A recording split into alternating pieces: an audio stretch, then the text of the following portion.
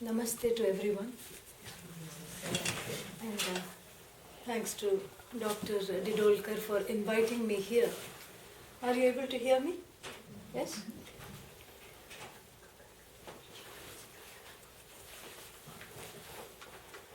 It is customary for us to start any talk with a small prayer, and that is what I am going to do. Ya Devi Stuyate Nityam Vibudhair Vedaparagaihi Sa Me Vasatu Jihvagre Brahmarupa Saraswati Brahmarupa Saraswati. May Goddess Saraswati, the goddess, the presiding deity, the goddess of knowledge, who is revered by all sages and erudite people, sit on my tongue for this talk. That is the prayer. So the question of what the Vedas, which are our spiritual texts, they are 4 in number, what they may have to say about the topic of death is something that is very important for us to know right now, especially in the West. I always say that if there is anything worth importing, from India, it's not the food, it's not the dress, it's not the lifestyle, it's this knowledge which is so beautiful, so universal, and extremely objective and necessary for us as a humanity to be able to get through life. This is what I say. So the Vedas have a particular spin on the topic of death, which is completely different from how we look at death in the West. Once when I was in Georgia, I was approached by a woman who told me, she was a stranger to me, I had never met her. And she came to me through a friend of hers who knew me. And she asked me for a meeting. And when I met her, she said that I have received very bad news. I have cancer that has metastasized all over the body. And the doctors say that I have just 2 or 3 months at best to live. Fortunately, I'm still, asymptomatic. I'm not having many symptoms. But still, it has spread everywhere. And they say that it's not going to be too long before I will no longer be here. So I need your help.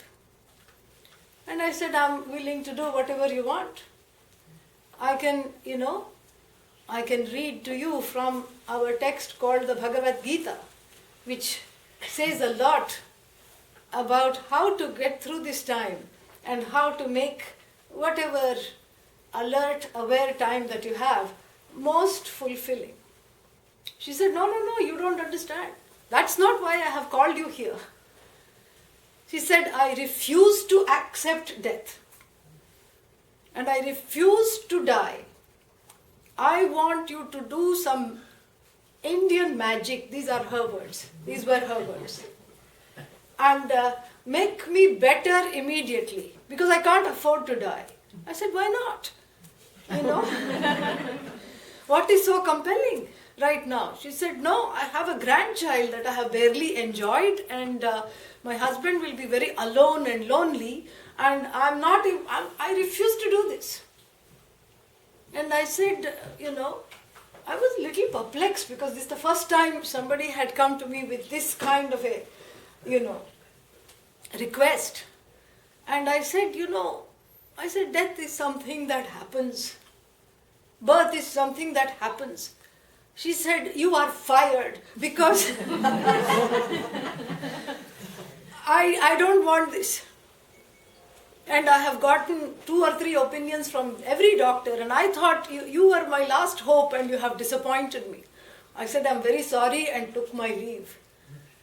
And I said, I will pray for you. But within 5 days, she called me back again. And she was a different person within the same week.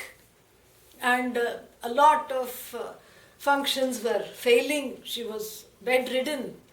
And then she said, now I understand what you mean. And I think I'm ready to hear what you have to say. There was a very big transformation. It was very good for her. She went very peacefully. And so this is something which is interesting about this culture.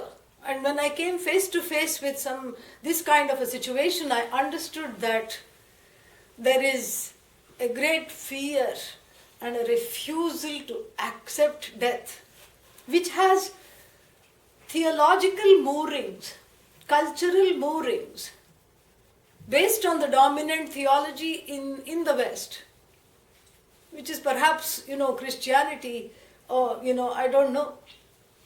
And this Judeo-Christian, ethos, where there is only one shot you get at being here, being embodied. There is only one time that you're here, and you have to have the whole gamut of human experiences in this one particular life, which is, of course, you don't know how long you're going to live, you don't know how long you're going to be here, you don't know anything, but somehow you have to make the best in this short time that has been given to you. You have to be able to fulfill all your desires. And this is something which is this aspect of the theological belief is something that drives the whole culture, drives the whole society, more or less. And we begin to think like that. Even though we may not be particularly religious, we are influenced by the society that thinks that there is only one chance. And so therefore, the people start making lists as soon as they can read and write. There's always a list of something to achieve, something to accomplish, something to do. And then after that what? There are more things to do. And after that what? There is much more to do. And the whole life one is driven by something in the future, some kind of an accomplishment that I have to get done, otherwise my life is not worthwhile. And so the final list is called the bucket list. That is what it is. Before one kicks the bucket, I suppose. That's how the expression is. I have to do this. There was also a film by that name, wasn't there? Yeah. So, I have to do this, I have to do that, and there is some way. When we look at the lists, from list number 1 to the final list, the bucket list, what impresses me about all these lists is a certain sense of dissatisfaction and discontent centered on the self. It's not centered on the body or the mind. It's centered on the notion, on the I notion. Where I locate this I, it seems to be extremely discontent. And that is one of the reasons that death becomes very fearful for us, because of this insecurity and this discontentment. And that is why one is not able to face it as a fact of life. That is the first reason. And the second reason why death becomes extremely scary and extremely sad is because we live in our own world. There is the world as it is, which is an objective world of facts and figures, of disease, of birth, of death, of life. And there is a subjective world, my own projection, that I have overlaid on the objective world. And I am trying to run my own agenda with my subjectivity. And this subjectivity is not just a personal subjectivity of my own thoughts and desires, but it's a collective, a shared subjectivity. And this is why this whole idea of death becomes extremely difficult to understand and difficult to accept. Very difficult to accept. Especially if it's one's own death, there is fear. If it's the death of a loved one, there is sorrow. And in contrast to this, in direct contrast to this, what our knowledge base tells us is that the self, that is oneself, is free of fear and sorrow. This is a very radical and drastic statement to make. And we don't have the time to unfold the whole thing here right now, because that is like a lot of understanding there. But we can look at it briefly, a little glimpse of what this means. What is this fear and what is this sorrow that the self is totally free of? And our holy texts, the Vedas, say this and prove this also. They ask some simple questions about fear and sorrow. Are you afraid? Everybody will say, of course I'm afraid. If not now, at some point I will be afraid, and I was afraid, and all you have to do is have a 5-minute conversation to just discuss all the fears, then everybody is afraid. And if you say, are you subject to sorrow? Everybody will say yes. And the Veda says something totally different. The Veda just asks a few more questions about this fear and sorrow and says, are you sad when you are sleeping? What is the answer? No. Are you afraid when you are asleep? Not before you go to sleep. Not after you wake up. Yeah, please come. There is place here. So, are you afraid as you are sleeping? Are you sad while you are asleep? Of course, the answer is no.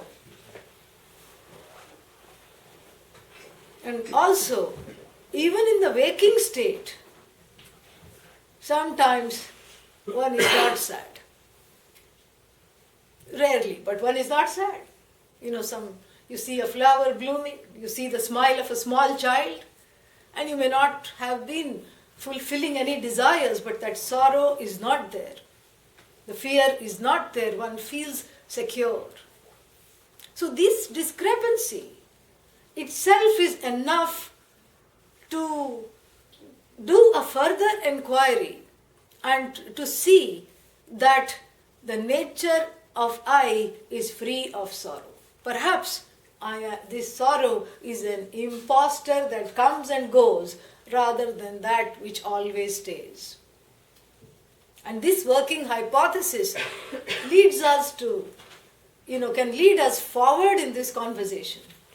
And this working hypothesis that perhaps sorrow and fear are not intrinsic to the I leads us to, think differently about the question of death. And this working hypothesis is something that we already know, collectively and individually. That sorrow is kind of wrong. That's not me. That's something that's happening to me right now. Fear is also wrong. That's not me. Collectively also we know it, because all the pharmaceutical, companies are very active in promoting antidepressants. Newer and newer kinds. Anti-anxiety medicines. And even herbal ones, so many things that are there in the market. This itself know that we have eschewed sorrow as something intrinsic to the self. And this is in line with the teachings of 10,000 years old, that the I is free of fear and sorrow.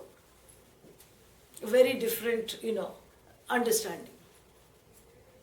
And so, then the very important question is, if the I is free of fear and sorrow, why am I sad? Why am I subject to sadness? Why do I pick up this sadness? Why do I pick up this fear? And how do I pick up this sadness? Is it infectious, like like the flu? Is this an infectious disease that I'm around a bunch of sad people and I also get automatically sad? One may be tempted to say yes, but it's not so. Just, imagine if you have won a lottery. The day you won the Maryland lottery, and then what happened? Suddenly there was a funeral of somebody, not somebody in your circle, perhaps not too connected, but a friend or an acquaintance, and you had to go.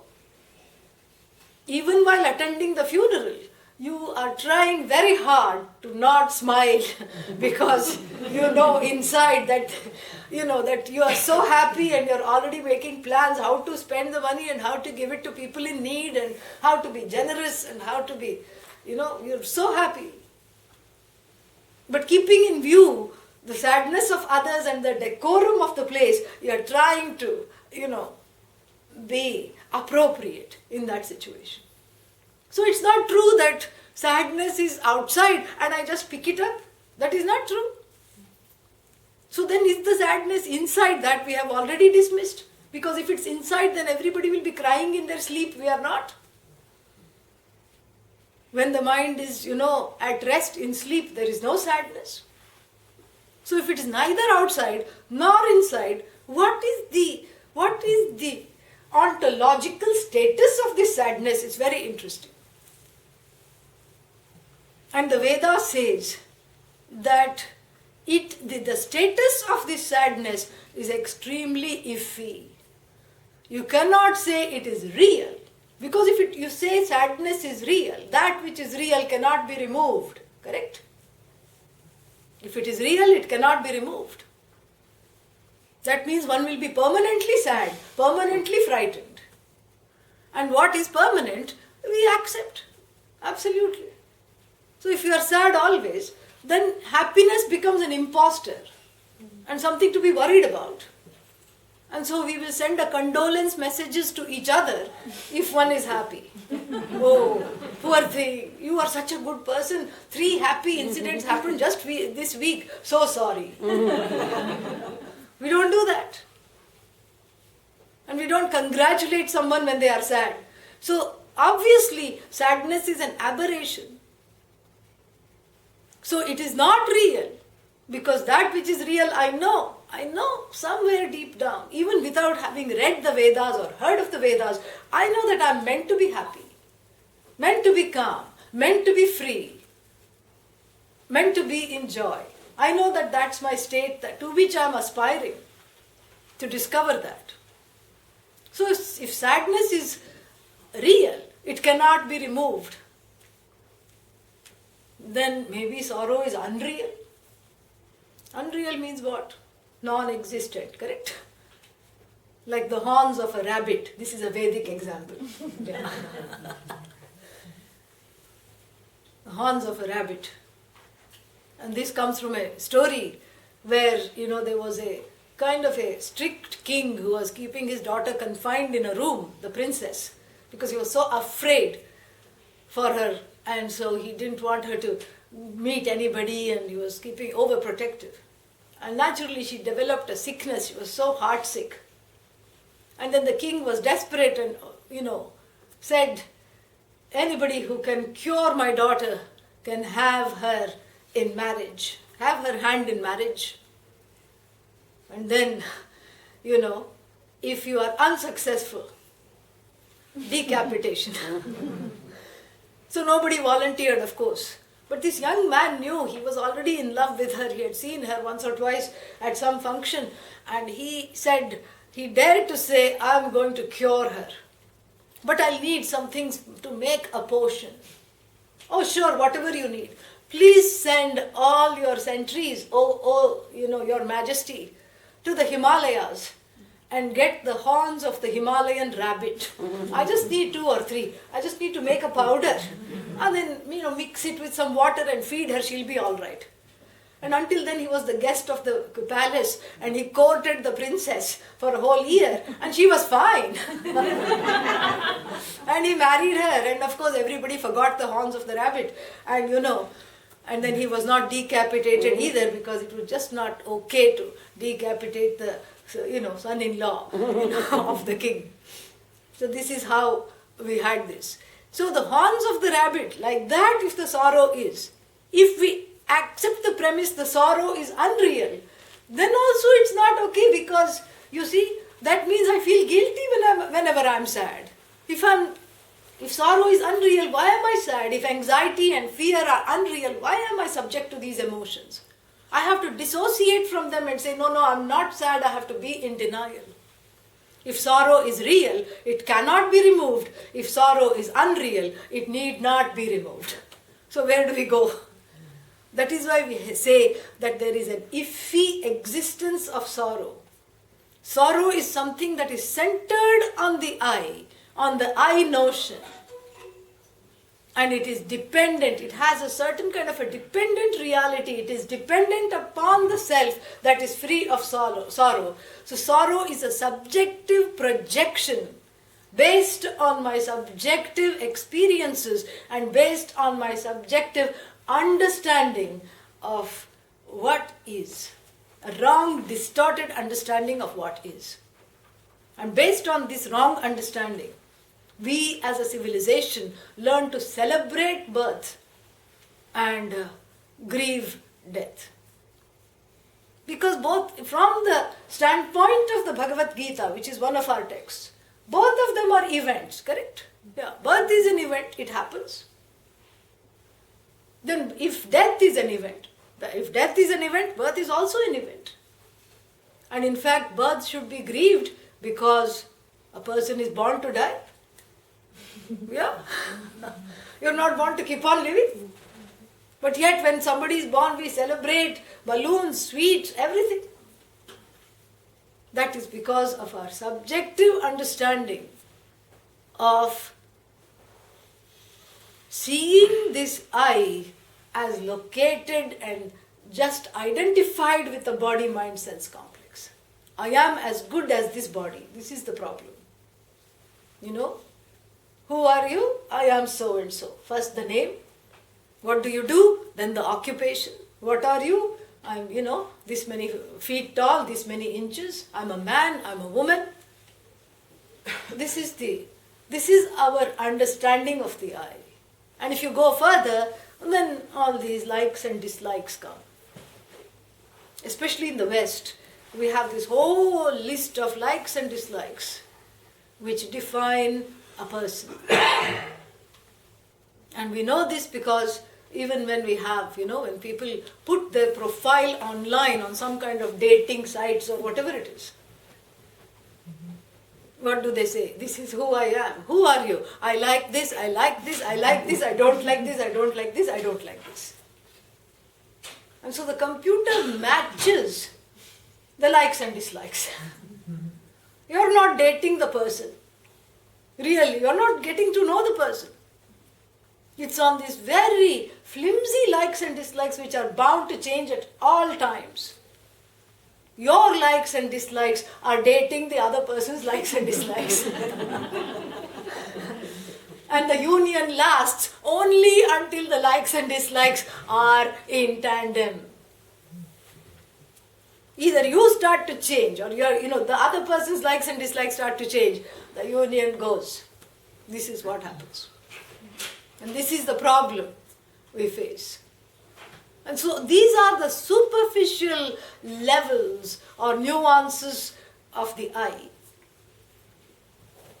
There is something more. We know this. There is something more than the body, mind, sense complex. There is something more that witnesses the pain and the sorrows and the joys. And this witness, the Sakshi that we call, the word for witness in Sanskrit is Sakshi. This Sakshi, the witness, is not affected by that which is witnessed. This is the basic premise of this whole knowledge. I, as the witness, a deeper understanding, a deeper definition of the I, I cannot be the body because I witness the body. I see that it is putting on pounds. Then I get nervous and anxious that it is putting on pounds, correct? And then I'm also, that is the mind involving itself to write a commentary on the body, on the state of the body. And then I can go deeper and watch the mind and say, yes, I'm feeling nervous. It's not that I'm nervous, I'm observing the anxious thoughts. This is what we have to tell ourselves. This is what we have to see. This is what is there to see. The observer is free from whatever is observed. Because the observer cannot be touched by what is observed, because what is observed is changing, finite, movable. The observer is infinite and stationary. Even in the laws of physics, if we take it, if you are also in motion, if you are sitting, if this happened to me once, I was sitting in the airplane, window seat, and then in the next bay there was another plane, and I was watching. It was very close by, so I could see the other person in the corresponding window. And when my plane started to move, I could not sense whether the other one was moving or not. Correct? It was only when my plane stopped for a bit as it was backing off, then I could see that yes, that one was also moving. So this changeless I is the substratum, the canvas on which all births, all deaths, all events, everything is woven like a tapestry. And when I am in touch with that canvas, that screen, which projects the movements, I am able to be in my strength, I am able to be unafraid, I am able to be joyous, I am able to be in touch with who I really am. When I become part of the designs of the tapestry and forget that I am the backdrop upon which all this is happening. Let's say on the tapestry there is a sad scene with dull colors, it is, either painted or embroidered. And I identify with those drab colors, then I have a lot to lose. I have forgotten what I really am. I have forgotten that I am free of afflictions. I have forgotten that I have this core which is totally in harmony with what is. That core which we are told by the Veda is neither subject to birth nor subject to death. It always is. And on a more practical level, we don't say that you just get one shot at this life. Based on the force of the desires, we have the possibility, this is a belief, of many incarnations. This is a belief. One is free to subscribe to it or not. But it's not beyond logic. It makes sense in a certain way because nothing in this, you can't put anything in this universe. You can't take out anything from this universe. Correct? And if that is true of insentient matter, what about the sentient I? Why should it be finite? This is how I help myself to see perhaps that there is something to this. And in India and even here nowadays, we are recording many of these memories in children about reincarnation. In this country, in Ohio somewhere, a few decades back, there was a child that was born to a couple who had never been to India, who were not Indian, they were from here. And this child started to talk gibberish when he was 2. They could make out that it was like a language, but they did not understand. They had no idea what he was talking and they were worried about his development. And they took him to a child psychologist who happened to be Indian, whose name was Dr. Patel. And Dr. Patel said, "He is talking my mother tongue." "Have you been around other Gujaratis?" They said, "No." What is he saying? He is saying that he is very happy with you, but this is not his house. Of course, the boy forgot after he was 2, 3 or 4 years old. This frequently happens. There was another case in India where another boy started to just cry for pakodas one day. Pakodas, some kind of fried fritters, and very tasty. And so, and the mother said, I'll make it for you. And the boy said, I want how my wife makes it. You don't make it very much. And he was 3 years old. And then she was very frightened. She said, what are you talking about? First she thought he's just making up a story, some make-believe. What are you talking about? No, she lives in the next village. He was able to point to the house.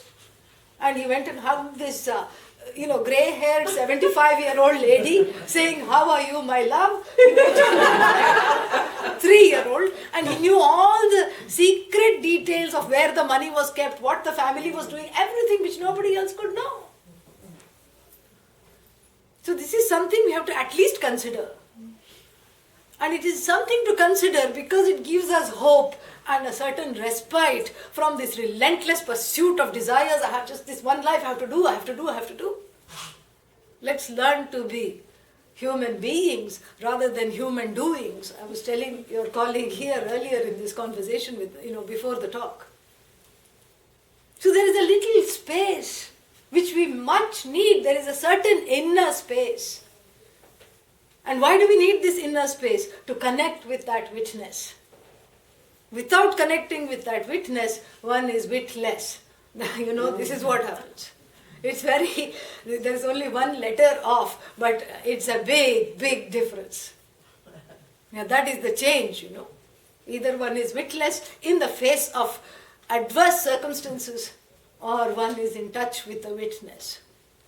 So when we develop this inner space, and it can be developed through listening to talks such as this, or through meditation, just sitting quietly, developing that, that capacity to be alert, to be mindful, to be observant of what is happening. When we develop this inner space, we are more in keeping with the universe, with the flow of the universe. We are more in keeping with nature. In other words, less subjectivity, more objectivity. Less self-criticism, more contentment. Less judgment of ourselves and others. More accommodation. Less, intolerance, more compassion. And in fact, this is what we all want to do. This is how we all want to grow. Without a doubt, you ask anybody, anywhere in the universe, following any tradition, any faith tradition, do you want to be more compassionate? Nobody will say no. Do you want to be more accommodative? Yes. Do you want to be more in harmony with what is? Yes. Do you want to not be affected by the happenings of the day-to-day? Yes. Always the answer is yes. So there is a kind of a collective spiritual yearning, if we can call it that, to better ourselves, to be more compassionate, to grow into a person, into a complete person. And for this, we have to initiate this growth. It does not happen automatically. Other kinds of growth happens automatically. We can grow sideways automatically. No effort needed. We can grow old automatically. No effort needed. You don't have to sit and pray, when will I get the grey hair? It will come. You don't have to wonder, when will the grey hair come? When will the shakiness in the voice come? It will come. When will the shakiness in the steps come? It will all come. These are the physical growth happens automatically. The universe is in charge of it. But this growth, I have to initiate. I have to make a commitment, a personal commitment for myself to desire this growth. And this growth, both the reason to do this and the outcome is the same, to be more objective. And when one is more objective, one learns to not be sad. There is a more practical way. of not, being sad all the time, especially when confronted by adversities that one cannot avoid, such as death. And how is that? Because, you see, the sadness as an event we cannot avoid. Of course it is sad. Death is extremely sad. Because of two reasons. One is because if it's a loved one, your role as, whatever it might be, spouse, husband, wife, mother, father, child, continues, friend, that your role continues, but there is no one, there is a big void at the other end because that person is gone, you will never see them in the same form ever again. And that void is very difficult to bridge. That void causes sorrow because I don't know how to go on without this presence in my life. And the second reason for the sorrow is that void always brings me back to my own omissions and commissions with regard to that person who is no longer there, and I cannot settle these accounts with that person anymore. I wish I had been kinder. I wish I had been more compassionate, especially in the person's last days. I was so impatient. I wish I had had a chance to say sorry for all those things I did. I wish I had more time to settle the accounts. So the mind goes into this overdrive of guilt and sometimes hurt. They didn't apologize. They treated me very badly. And look, they have the, audacity to leave without, without settling accounts with me. This is the cause. This is the hurt and the guilt. And this is what one is left with. And this has to be, this is a kind of a personal, kind of an inner child work. One has to hug this hurt and guilt. And one has to write out the sorrow, write out the anxiety, write it out. And process it in different ways. Especially when you know how to process it, it gets easier. So these are the two reasons why things like death, etc. become so final. And in this finality, I am left with my own omissions and commissions without the other person there to be able to thrash it out. And so therefore, when I am close to the witness, that, indelible core, that unassailed core of myself, when I am able to see that, it gives me hope. There is space to deal with the guilt and the hurt. And the other thing we can borrow from the cultural traditions of India and the East generally is that it's very important to grieve. Here I find that, you have the funeral, and then you have the funeral, and then there is a little, supper or something afterwards, and then the next day it is business as usual. You're supposed to just go. You go to work, you do everything. Everything should be normal. We don't say that. We give ourselves a 1 year period of grieving. We grieve it out. And even if the person is in shock and does not cry, the relatives come and make the person cry. Yeah. And if the person has no relatives, let us say, you can hire certain people called the criers. They are professional criers. They come and they beat their chest and wail. They'll ask a little bio of the person. They'll read the obituary. And then they'll say, oh, such a generous person, gave so much in donations, how sad they are gone. And so the person in shock will automatically cry, seeing the strangers are crying, what's wrong with me? This is what it is. We cry it out, we write it out, we talk it out.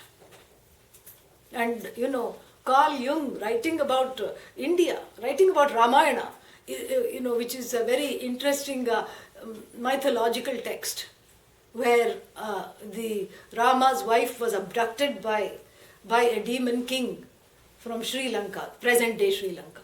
And so what Rama does, he doesn't find his wife, he just finds all her jewels strewn about in the woods from where she was captured.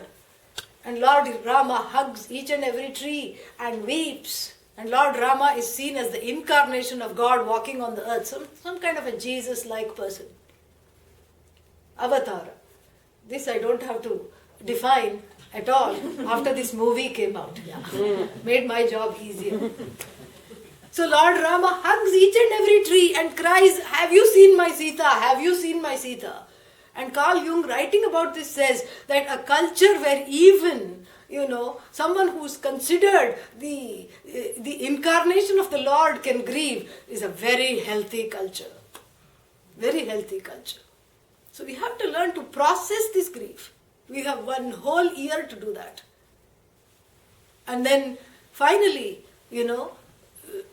what is the beautiful thing is that we know ultimately, and we believe rather, and that belief, there is no reason to dismiss this belief, that this world is a playground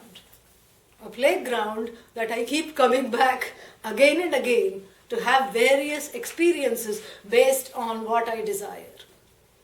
We have a verse that is very beautiful, and I'll conclude with this quote.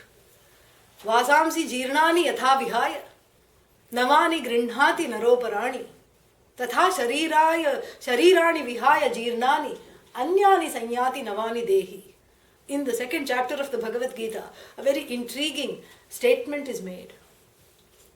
These clothes that we don,